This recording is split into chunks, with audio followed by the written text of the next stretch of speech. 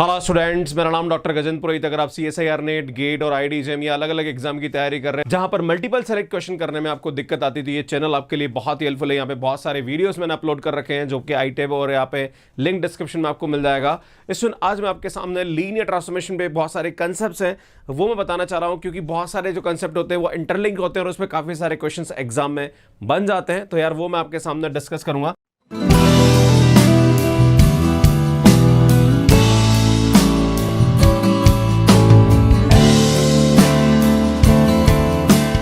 तो इसमें पहली बात तो मैं बताना चाह रहा हूं कि लीनियर ट्रांसफॉर्मेशन के लिए हमारे पास क्या कंडीशन होती है।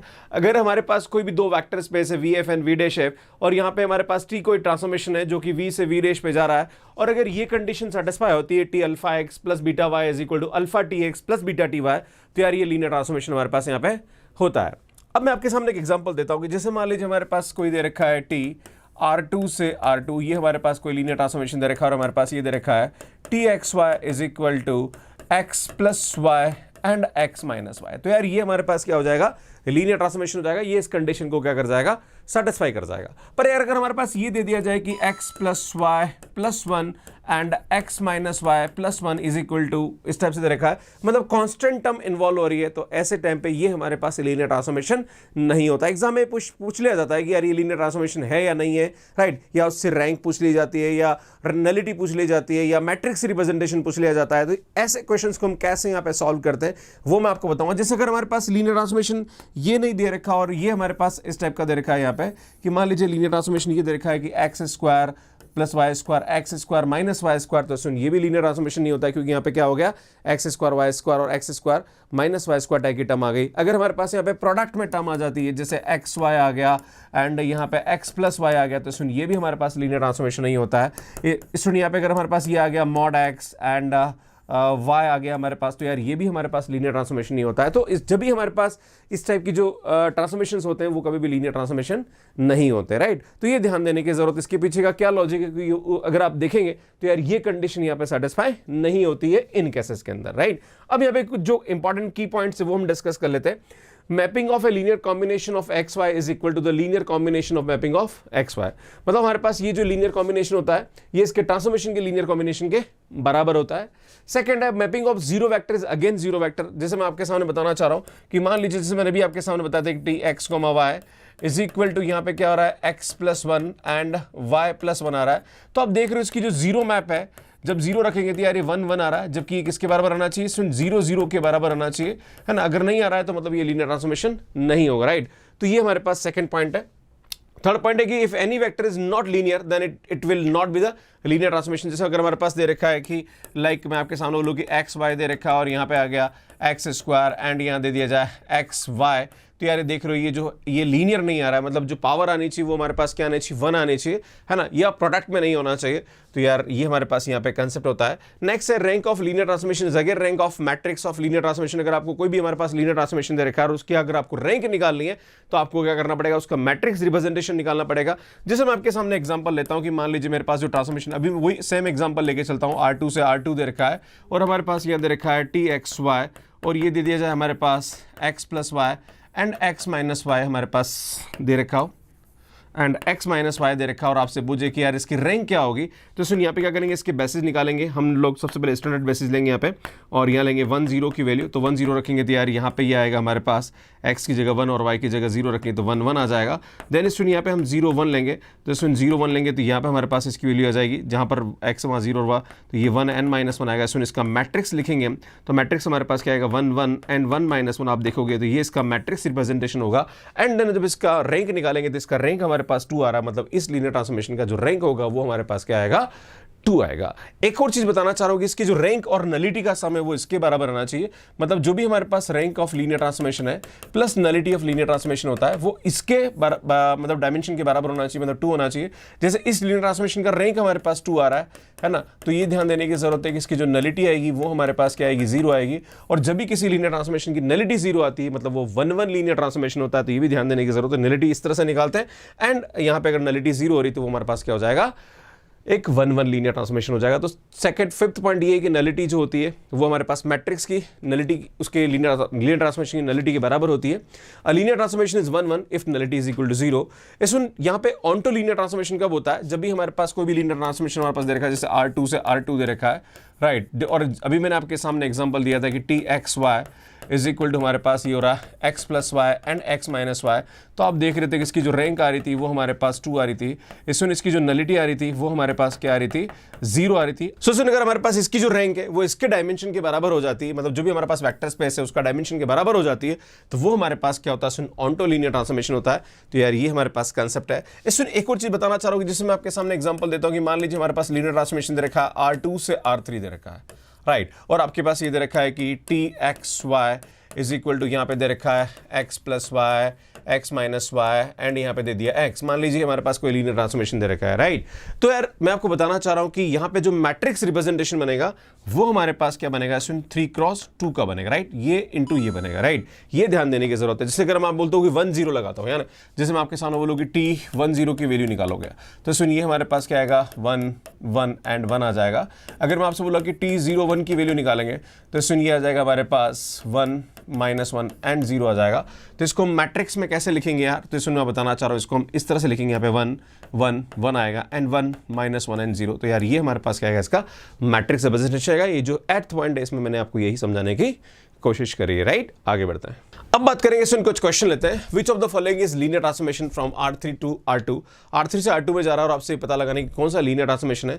इसमें यहाँ पे कांस्टेंट आ रहा है तो हम देख रहे हैं कि 0 0 0 0 कहां जाना चाहिए? 0 0 पे जाना चाहिए, जबकि यहाँ पे 4 आ रहा, 0 नहीं हो रहा। That's why this is not a linear transformation. इसमें ये प्रोडक्ट आ रहा है, तो यार जब भी प्रोडक्ट आता है तभी लीनियर ट्रांसफॉर्मेशन नहीं होता है। तो यार ये भी हमारे पास लीनियर ट्रांसफॉर्मेशन नहीं होगा, सिर्फ ये हमारे पास क्या होगा? इसका लीनियर ट्रांसफॉर्मेशन होगा। तो ओनली यहाँ पे हमारे पास बोला जा रहा है तो only H is a linear transformation. ये हमारे पास क्या होगा? राइट ऑप्शन होगा। सो अगर इस टाइप का क्वेश्चन आ जाए, for the positive integer n Pn denote the vector space of polynomial in one variable x with the real coefficient and it is degree is less than equal to n, consider the map P2 to P4 defined by this, then आपसे पूछा जा रहा है कि ये क्या होगा। तो इसमें मैं बताना चाह रहा हूं, जब भी ऐसा प्रश्न आता है तो ये 2 डिग्री की पॉलीनोमियल है, मतलब P2, और ये हमारे पास 4 डिग्री की पॉलीनोमियल है। तो यहाँ पे हमारे पास जो इसका मैट्रिक्स रिप्रेजेंटेशन होगा वो क्या होगा? सुनिए हमारे पास का डायमेंशन 5 होता है, इसका डायमेंशन 3 होता है। तो यहाँ जो मैट्रिक्स बनेगी वो हमारे पास क्या बनेगी? 5x3 की मैट्रिक्स बनेगी। ये ध्यान देने की जरूरत है। और मैं आपको बताना चाह रहा हूँ यहाँ पे हमारे पास जो 3 डिग्री आ रहा है यहाँ पे, तो 3 डिग्री आ रहा है तो हम क्या करेंगे? सुनिए यहाँ पे मैं बताना चाहता हूँ कि ये आएगा 1x square x cube x4, ये आएगा हमारे पास। और सुनिए लिखेंगे हम t of 1 and t of x and t of x square, ये हमारे पास वैल्यू आएगी। इसमें अब क्या करेंगे? जैसे हम t ऑफ 1 रखेंगे यहाँ पे, तो t ऑफ 1 रखेंगे तो ये 1 है, तो 1 का स्क्वायर तो 1 ही होता है, तो सुनिए तो 1 ही आ जाएगा। तो यार ये आएगा 1 0 0 0 0। अब इसमें tx लेते हैं, अगर मैं यहाँ पे x लेता हूँ तो सुनिए इसके स्क्वायर के बराबर हो जाएगा, तो ये x स्क्वायर आ जाएगा। और सुन x स्क्वायर का कोएफिशिएंट हमारे पास ये 1 आएगा, बाकी ये सब वैल्यू हमारे पास क्या आ जाएगी? यहाँ पे 0 हो जाएगी। अगर हम x पावर 2 लें तो यार ये x पावर 4 हो जाएगा, क्योंकि स्क्वायर हो रहा है ना, मतलब यहाँ पे अगर tx स्क्वायर की बात करें तो यार x पावर 4 हो जाएगा। और x पावर 4 हमारे पास यहाँ आ रहा है, तो यार 1 0 0 0 0 आ रहा है। तो हम देख रहे हैं यार यहाँ पे एक तो ये लाइन 0 आ रही है, एक ये लाइन 0 आ रही है। तो मैं आपको बताना चाह रहा हूँ इसकी जो रैंक आएगी वो हमारे पास क्या आएगी? जो रैंक ऑफ लीनियर ट्रांसफॉर्मेशन आएगा वो हमारे पास क्या आएगा? 3 आएगा, राइट। ये हमारे पास क्या आएगा? लीनियर ट्रांसफॉर्मेशन है। और मैं आपको बताना चाह रहा हूं ये 3 to 5 जा रहा है, पर हम जानते हैं इसकी रैंक और नलिटी का जो सम होगा वो किसके बराबर होगा? 3 के बराबर होगा, बाय द सेल्वेस्टर थ्योरम, राइट। तो हम जानते हैं कि rank of T plus nullity of T जो होगा वो हमारे पास 3 आएगा। तो इसकी जो नलिटी ऑफ टी आएगी उसकी वैल्यू क्या आ जाएगी? 0 हो जाएगी। अब देखते हैं option. The T is linear transformation with nullity is equal to 2, no this is not correct.